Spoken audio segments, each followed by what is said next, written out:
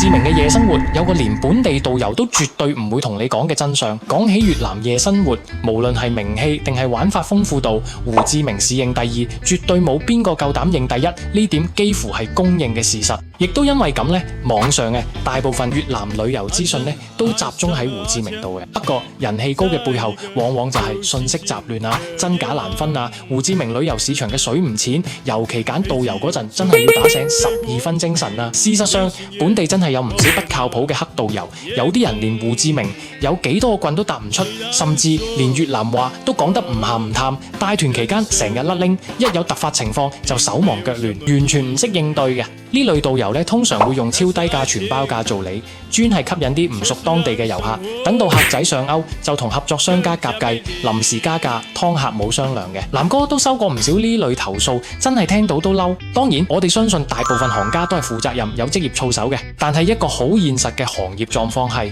真正可以喺胡志明扎根做足3年以上嘅地接導遊，真係唔多，5隻手指都數得晒。所以再三提醒各位打算嚟胡志明玩嘅朋友，揀導遊嗰陣，千祈要睇清睇楚，平嘢背後好可能伏住一把鋒利嘅大刀。